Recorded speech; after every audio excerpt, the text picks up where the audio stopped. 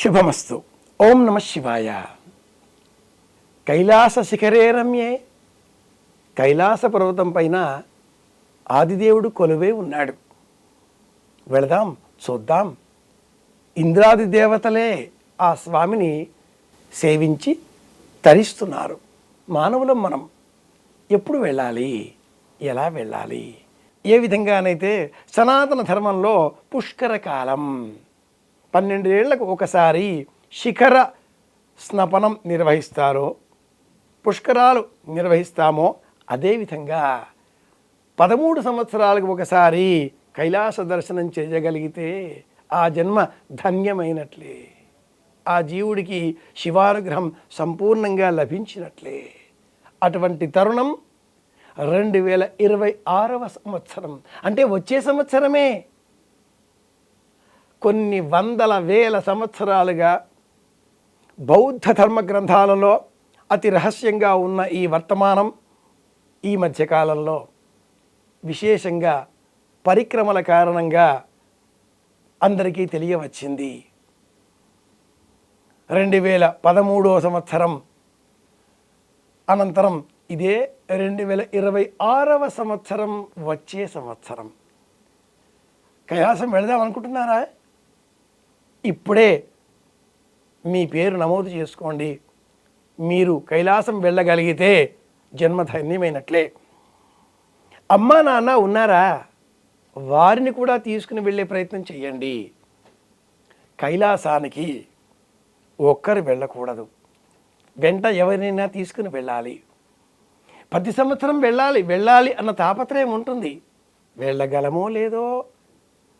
13 సంవత్సరాలకు ఒకసారి వచ్చే ఈ అమోఘమైన అశ్వ సంబంధితమైన సంవత్సరం, అశ్వ సంవత్సరంలో హార్స్ ఇయర్ అంటారు బౌద్ధ ధర్మంలో. ఈ ఒక్క సంవత్సరం పరిక్రమ చేస్తే చాలు, 13 సంవత్సరాల పరిక్రమ చేసిన పుణ్య ఫలం మనకు లభిస్తుంది, పరమేశ్వర అనుగ్రహం లభిస్తుంది. కనుక హర హర మహాదేవ, శంభో శంకర అంటూ పరమేశ్వర దర్శనం చేద్దాం, కైలాస పరిక్రమ చేద్దాం, శివానుగ్రహాన్ని పొందుదాం. శుభమస్తు. నమస్కారం. ఐ డ్రీమ్ ప్రేక్షకులకి కార్తీక మాసపు శుభాకాంక్షలు. గురుగారు నమస్కారం. గురుగారు నమస్కారం. అబ్బాయి గురుగారు, నైమిషారణ్యపు ప్రస్తావన కార్తీక మాసంలో కార్తీక పురాణంలో కూడా ఉన్నదని తెలుస్తుంది గురుగారు. అసలు ఏంటి ఆ విశేషత గురుగారు? మంచిదే. నైమిషారణ్య ప్రస్తావన కార్తీక పురాణంలో 18వ అధ్యాయంలో మనం చూడొచ్చు. నిమిషము అంటే 60 సెకండ్ల కాలం మన లెక్కలో. గురుగారు నిమి ఒక గొప్ప చక్రవర్తి. జనక వర్గానికి మొట్టమొదటి మిథిలా నగరానికి సంబంధించి నిమి. ఇలా మనం ఆలోచన చేసినప్పుడు మనమంతా మనుష్యులం, రెప్పపాటు కలవాళ్ళం. పూర్వం ఈ మహర్షులంతా శ్రీమన్నారాయణమూర్తిని దర్శనం చేసుకొని, మహానుభావ, రాబోయే కాలం కలికాలం, కలికాలంలో కలిపురుషుడి ప్రభావం విపరీతం, ధార్మికమైనటువంటి అంశాలకు అవకాశం ఉండదు, మేమంతా ఎక్కడికి పోవాలి, ఏం చేయాలి అంటూ తమ బాధను విన్నవించుకున్నారు. దానితో ఆ స్వామి కరిగిపోయి తన చక్రాన్ని ప్రయోగించి, ఈ చక్రం భూమండలం మీద తిరిగి తిరిగి ఎక్కడ ఆగుతుందో అక్కడ మీరంతా వెళ్ళి స్థావరం ఏర్పాటు చేసుకోండి, ఆ ప్రాంతానికి ఈ సుదర్శనం రక్షణగా ఉంటుంది అనే వరాన్ని ఇచ్చాడు. సుదర్శనం పురాణాలను విమర్శించే సమయంలో లేదా వేళాకోళంగా మాట్లాడే సమయంలో ప్రతి పదానికి ఒక అర్థం ఉంటుంది. సంయమనం పాటిస్తేనే అర్థం తెలుస్తుంది. లేదా ఏదోలాగా అనుకుంటే ఏదోలాగా మాట్లాడుతూ ఉంటారు లోకులు. సుదర్శనం మంచి జ్ఞానాన్ని అందించేటటువంటి చోటు అది. సుదర్శనం మళ్ళీ మళ్ళీ చెప్పుకుంటూ ఉంటే ఎంత బాగుంటుందో ఈ పదం కదా. నైమిషారణ్యం ఈనాటికే మనం చూస్తూ ఉంటాం. యూపీయే కదా, యూపీలో ఒక గొప్ప క్షేత్రం. అక్కడికి మనం సీతామఢి అవి కూడా చూస్తూ ఉంటాం. జనకపురి నేపాల్లో ఎంత ప్రత్యేకమో సీతామఢి ఇక్కడ అంత ప్రత్యేకం. అక్కడ ఆవిడ జన్మించింది, ఇక్కడ భూమాత సన్నిధి చేరింది, పక్క పక్కనే. అయోధ్యకు వెళదాం, కాశీకి వెళతాం, సీతామడికి వెళతాం, నైమిష్యారణ్యానికి వెళతాం. కార్తీక పురాణంలో అంగిరసుడు, ఇతర మహర్షులు అందరూ కూడా శ్రీమన్నారాయణమూర్తిని స్తోత్రం చేశారు. స్వామి వారికి ప్రత్యక్షమై, ఈ మాసం హరిహర మాసం, ఇది దామోదర మాసం. దామము అంటే తామర తోడు. తామరకు ఒక లక్షణం ఉంది, నీటిపైన తామర పువ్వు కనిపిస్తుంది. తెలుగునాట ఒక సామెత కూడా ఉంది, నీటి కొద్దీ తామర అని చెప్పి. నీటి నిలవ పెరిగితే, సరస్సులో నీరు బాగా హెచ్చితే తామర తూడు అంతగా పొడవుగా ఎదుగుతుంది. పువ్వు పైనే ఉంటుంది, తూడు అలా లోన భూమిలో వేళ్ళు పరుచుకుని ఉంటుంది. నీళ్లు బాగా పెరిగాయి, పువ్వు మునిగిపోవాలిగా, మునగదు. అంత మేరకు తామర తూడు పెరుగుతుంది, పువ్వు కాదు. లోకంలో ఉండాలి, లోక సంబంధాలతో సంబంధం లేకుండా బతకాలి. అలాంటి జ్ఞానం ఇచ్చే నిమిత్తమై శ్రీమన్నారాయణమూర్తి ఈ కార్తీక మాసంలో విశేషంగా ఈ 18వ అధ్యాయంలో నైమిష్యారణ్య ప్రస్తావన చేస్తూ, ఆ క్షేత్రానికి రాగానే మనలో పాపపు ఊహలు తొలగిపోతాయి అని చెప్పాడు. ప్రతి మనిషికి నిమిషం అంటే 60 సెకండ్లు అనుకున్నాం కదా. గురుగారు, ఒక నిమిషం కాలంలో సైన్స్ ఏదో ఒక మీటర్ పెట్టి, హెక్టామీటరో మరి ఇంకేదో సుమా, ఎన్ని ఆలోచనలు మన బుర్రలో కదులుతాయో ఒక నిమిషంలో కనుక్కుంది. సైన్స్ కదా, వాళ్ళు కనుక్కుంటారు. పరమాత్మ సృష్టిస్తాడు, వేదం తెలుసుకుంటుంది. తెలుసుకో అని చెప్పేది వేదం, కనుక్కునేది సైన్స్. ఏం కనుక్కున్నారు అంటే, ఒక మనిషి బుర్రలో 60 సెకండ్ల కాలంలో 72 ఆలోచనలు వస్తాయి. మన గుండె కొట్టుకునే 72 సార్లు అన్ని ఆలోచనలు వస్తాయిట. ఇవన్నీ పాపంవే. చూడకూడదు చూడాలనిపించడం, తెలుసుకోకూడదు తెలుసుకోవాలనిపించడం, వినకూడదు వినాలనిపించుకోవడం, ఏదో ఒకటి మాట్లాడేసేయడం, ఏదో ఒకటి చెప్పేసేయడం, వేగం వేగం వేగం, స్వార్థం. నైమిష్యారణ్యానికి వెళితే ఇవన్నీ ఉండవు. అద్భుతం గురుగారు. నిమిషం కదా. ప్రతి వ్యక్తి నిమేష జీవుడు. ఒక్క నిమిషం తర్వాత ఏమవుతుందో అదే తెలియదు. ఒక నిమిషం తర్వాత మరణం కావచ్చు. ప్రశాంతంగా బస్సులో పోతున్న వాళ్ళు కంకర వచ్చి మీద పడి ప్రాణాలు పోతాయి అనుకున్నారా? ఆ కంకర టిప్పర్ పోవడం ఏమిటి, ఈ బస్సు రావడం ఏమిటి, వాళ్ళని కలగన్నారా? అలా రాసి పెట్టుంది. నిమిషంలో ప్రమాదం, నిమిషంలో. ఆ నిమిషకాలం మన చేతిలో ఉన్నప్పుడు బ్రతికి ఉన్నాం కదా. ఈశ్వర శ్రీమన్నారాయణ, ఓం నమో నారాయణ, ఓం నమ శివాయ అనాలి అనిపించే బుద్ధి ఆ నిమిషం కోసం నీలో కలిగే ఆలోచన నైమిష్యారణ్యంలో కలుగుతుంది అన్నాడు గురుగారు. కాబట్టి మహర్షులంతా నైమిష్యారణ్యానికి వెళ్ళి అక్కడ శౌనకాదు మహర్షులంతా కూడా తపస్సు చేయడం, సత్రయాగం చేయడం, ధర్మబోధ. కార్తీక మాస సంబంధిత ఈ 18వ అధ్యాయంలో ఉండే అంశం ధర్మబోధ. ధార్యతేది ధర్మ, అనుసరించు, పాటించు, ప్రవర్తన మార్చుకో, జీవితాన్ని నియమబద్ధం చేసుకో. ఈ 4 మాటలే ప్రధానంగా మనం స్వీకరించాలి. ఇది విషయం. గురుగారు, ఈ కార్తీక మాసంలో ఈ 18వ రోజు నాడు సత్యనారాయణ స్వామి వారి వ్రతం కూడా ఆచరించేటువంటి ఒక విధానం చెప్తారా గురుగారు? అవునాయన, కార్తీక మాసం అంటే చాలామందికి ఏ జ్ఞాపకం వచ్చేది, కార్తీక మాసం అంతా కూడా చేసుకోలేకపోయామే అనే బాధ లేకుండా సత్యనారాయణ వ్రతం చేసుకోవాలి. ఏదో ఒక రోజు. ఏ రోజు? ఏదో ఒక రోజు గురుగారు. ఏదో ఒక రోజు కాకుండా ఇంకేదైనా మాసం, ఏ మాసంలో ఇలా ఎక్కడైనా ఉందా? సత్యనారాయణ వ్రత కథలోనే చెప్పబడి ఉంది. మాఘే వా మాధవే మాసి కార్తికే వా శుభే దినే సంగ్రామ ఆరంభ వేళాయాం యదా క్లేశస్య సంభవః ఏకాదశ్యాం పౌర్ణిమాయాం రవి సంక్రమణేపి వా యస్మిన్ కస్మిన్ దినే మర్త్యో భక్తి శ్రద్ధ సమన్వితః.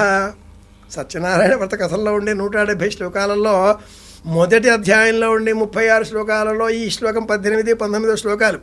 గురుగారు, ఏకదా నారదాయోగి పరానుగ్రహకాంక్షయ అని మనమంతా కూడా సత్యనారాయణ చెప్పుకుంటూ ఉంటాం.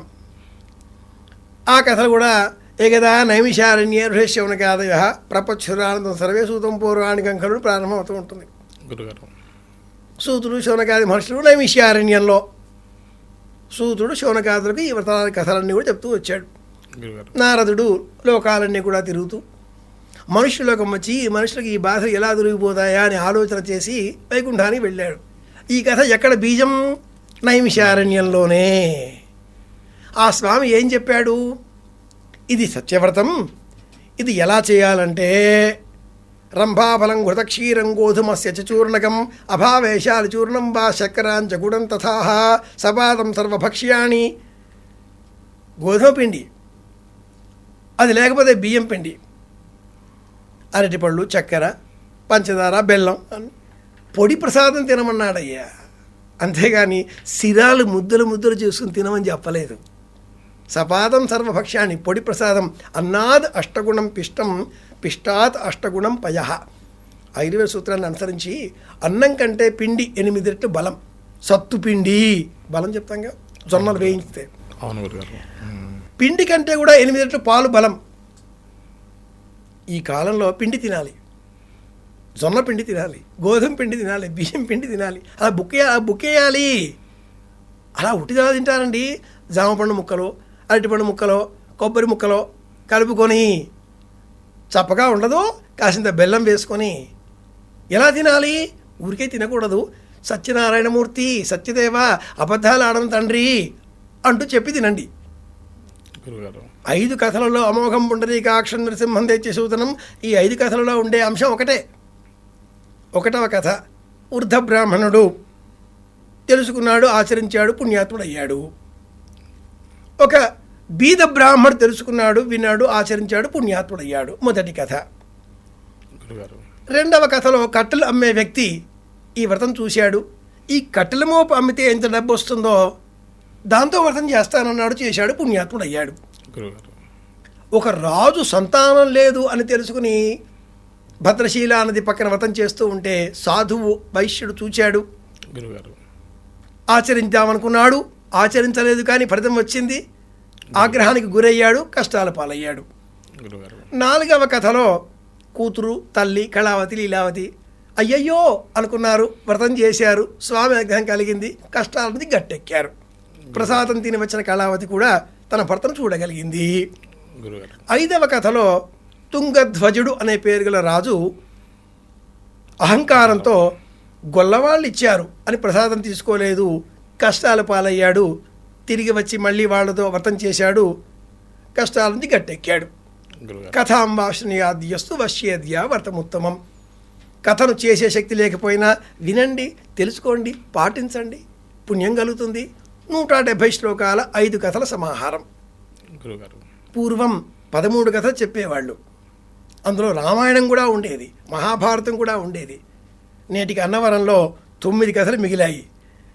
ఈ 9 కథలు కూడా ఇంటింటా 5 కథలుగానే మారిపోయాయి. అన్నింటిలో ఉండే ఆ సారాంశం ఒకటే, సత్యం పలకండి, ఒక్కరోజైనా ధర్మంగా బతకండి, ఒక్కసారైనా జీవితాన్ని నియమబద్ధంగా మార్చుకునే ప్రయత్నం చేయండి. ఒకప్పుడైనా క్రమేణా అలా అలవాటు పడిపోవాలి. ఇది ఈ 18వ రోజు సత్యనారాయణ వ్రతం చేసే నిమిత్తమే మనం స్వీకరించవలసిన ఒక ఓత్ అంటాం, ప్రతిజ్ఞ. అంతేకాని సత్యనారాయణ వ్రతం అనగానే బంధువులు విలువాలి, బట్టలు పెట్టాలి, వంటలు చేయించాలి, పెద్దగా వ్యవహారం చేయాలి, బట్టలు తీసుకోవాలి, బట్టలు పెట్టాలి, వ్రతం చేస్తూ వచ్చారా అక్కయ్య, కూర్చొని కాఫీలు తాగారా, టిఫిన్లు అయ్యాయా, ఇలా అడిగితే అది వ్రతమే కాదు, షో అవుతుంది, ప్రచారార్థం అవుతుంది. సత్యవ్రతం మనసులో సంకల్పం చేయాలి. నేను ఈ ఒక్కరోజైనా అబద్ధం ఆడకుండా ఉంటాను. ఏప్రిల్ 1 విడుదల అనే ఒక సినిమాలో ఒక్కరోజైనా అబద్ధం ఆడకుండా ఉండాలి ఈ నెలాఖరు వరకైనా అనే ఒక నియమాన్ని సూచిస్తుంది కథానాయకుడితో ఆ చిత్రంలో. వంశీ గారి సినిమా అనుకుంటాను.